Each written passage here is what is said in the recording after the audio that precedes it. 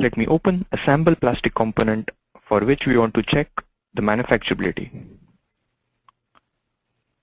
Now this design may be created within the CAD system or brought into the CAD system using neutral formats like STEP or IGS.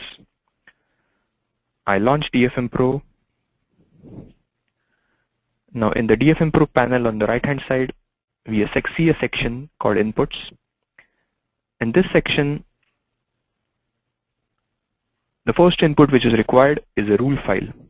Now this rule file contains a list of rules and guidelines according to which we want to check the manufacturability of this model.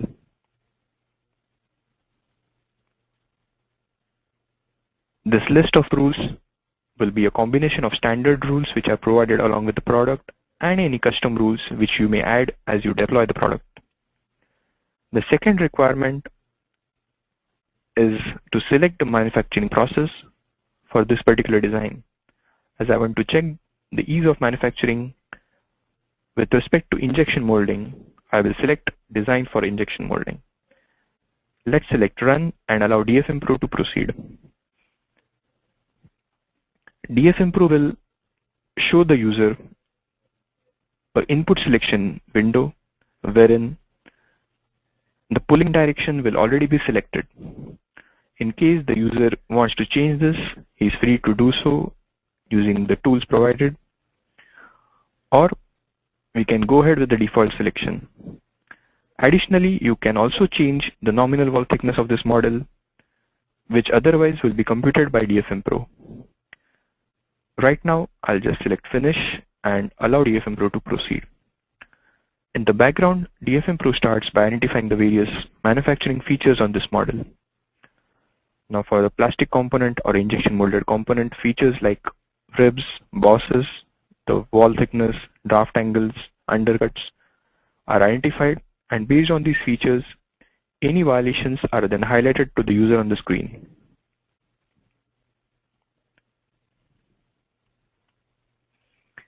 So on the right hand side, you can see certain rules which have failed. I can click on the root node of a rule failure and look at the various features which have failed for this particular rule. In the message window at the top, DFMPro provides a short summary of this rule to the user, informing him why this rule is important and what is the impact of not adhering to this rule. We can open individual instances. On doing so and clicking on them, the instance under consideration will be zoomed on into the graphics area, and in the message window we will see a message which is relevant for this particular instance. So in this case, this particular boss doesn't have a fillet at the base of the boss. Now this has resulted in a sharp corner which can affect the quality of the component. It can result in stresses and manufacturing defects. Similarly, another requirement we talked about earlier was checking the wall thickness of this part. Is the wall thickness uniform? What are the variations in wall thickness? I can click on an instance and it is showing me an instance in the graphics area with a green arrow. Now this shows me the wall thickness at this section and compares it with the recommended value. It also shows me the nominal wall thickness for this component. Now all these rules have a certain set of parameters. For example, for the uniform wall thickness rule, I want to check what is the variation in wall thickness, what is the range between minimum and maximum which is allowed. To look at the configuration for these rules, I can click on the edit button, which will launch the DFMPro rule manager.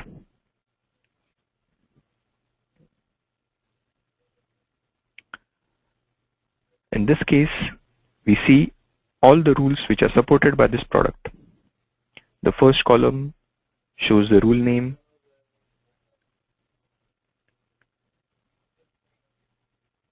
If I locate the uniform wall thickness rule and right click on it, select the configure rule option, it shows me the range of wall thickness which is allowed for this particular component.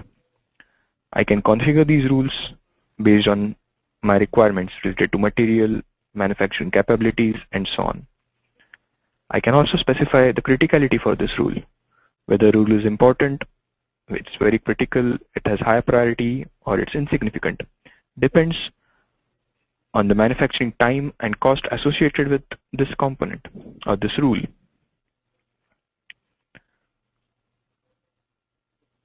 To the left of every rule, we see a checkbox which indicates whether the rule is okay or not okay to be checked for. I can deselect the rule and ignore it from the list of checks. So in case a particular rule is not important, it can easily be turned off. Once we have selected the list of rules we want to work with, we have configured each of these rules, we can save the complete set as a single rule file. Now this rule file can be used within the DFMPro environment. Right here, I can browse and select a rule file which is appropriate to my configuration, to my manufacturing location, and then check for the manufacturing considerations.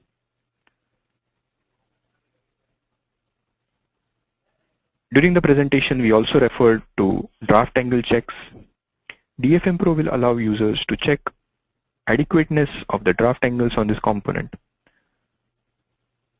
I can click on various instances which will show me the draft angles of various components in this model. So in case there is any region which is insufficiently drafted, it can be easily identified.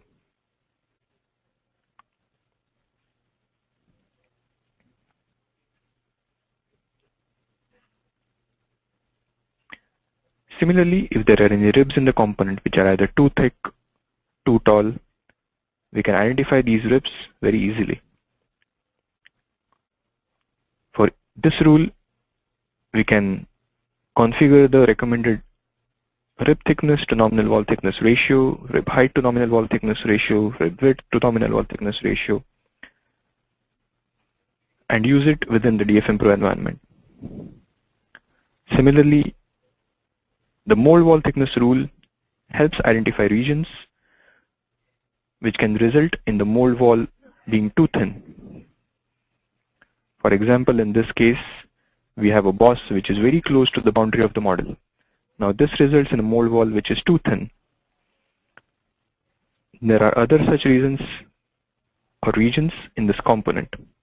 The green arrow shows the resulting mold wall thickness, which can be a problem. DFMPro also allows users to easily detect undercuts or features which will need side actions and moving codes. Though these may be required in certain functionalities, it's going to affect the manufacturing time and cost. So can we have a relook at these features and change the design to avoid undercuts?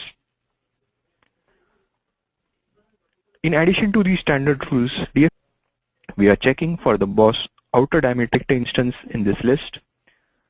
Look at the instance in the graphics area. Look at the message in the message window at the top. So right click and launch the help file. Now launches the help file as an HTML document. Now this HTML document can be written as per the requirements of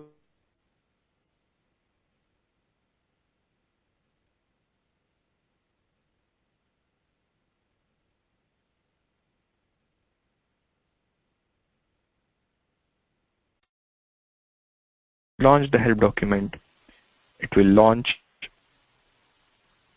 a standard help document which will help users understand the importance of every standard rule, why that rule is important, what is the impact of not adhering to that rule, what are the recommendations for usage, and certain examples.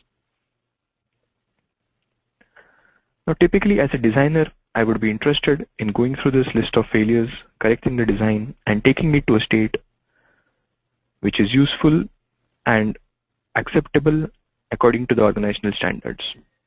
On the other hand, if I'm a reviewer, I may want to generate reports for this design and share it with other users within the organization. For doing that, DFMPro supports 3 kinds of reports. The first kind is a 3D report in the eDrawings format, which is more interactive in nature. The second kind of report is an XML report, which is a static report, but which can be viewed in a web browser. And the third kind of report is an Excel report. Let's look at the XML report first. So here in the web browser, we can look at a DFMPro analysis report in the XML format. It starts with a setting summary, and then it moves on to the details of the results.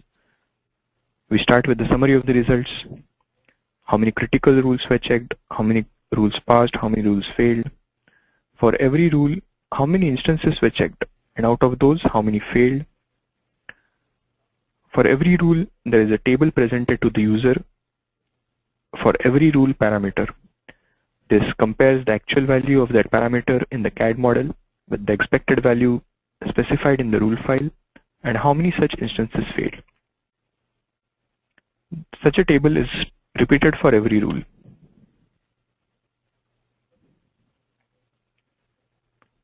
So as you can see, the XML report provides an excellent summary of the complete analysis. On the other hand, the 3D report is very interactive in nature. All the DFM results are now available on the left hand side as analysis comments.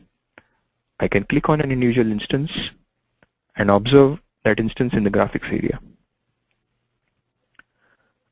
On the bottom left corner of the screen, you can see a corresponding message which tells the user why this rule is important, what is the impact of that rule. For every instance, the message is as per the violation, what is the current measurement taken, what is the recommended value.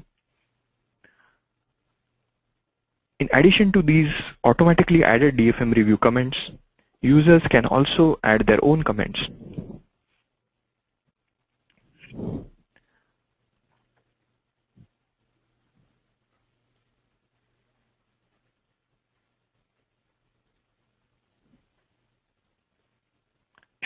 Now this helps users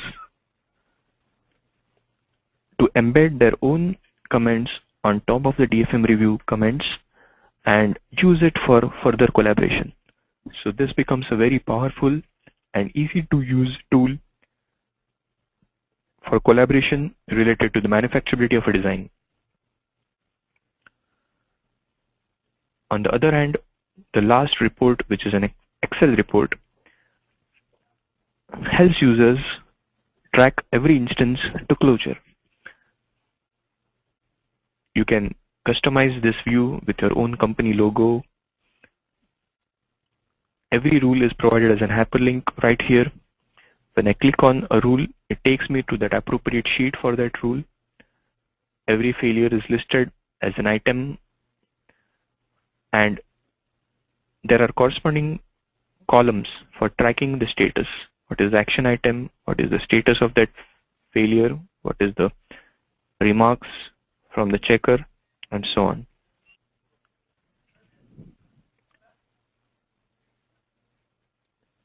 Here are some of the testimonials which stress on the ease of use of DFMPro, the importance of the tool in the design to manufacturing environment, and the impact it has on reducing the time taken to check a design for ease of manufacturing.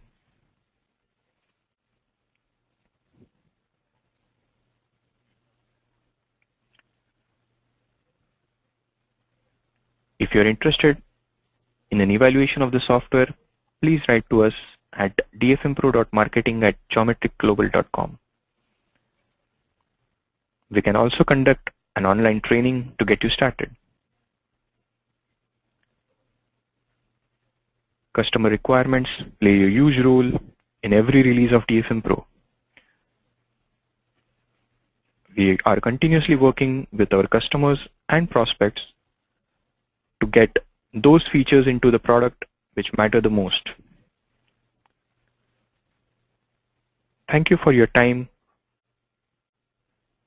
Please write to us at dfmpro.marketing@geometricglobal.com for any questions on DFMPro. Thank you.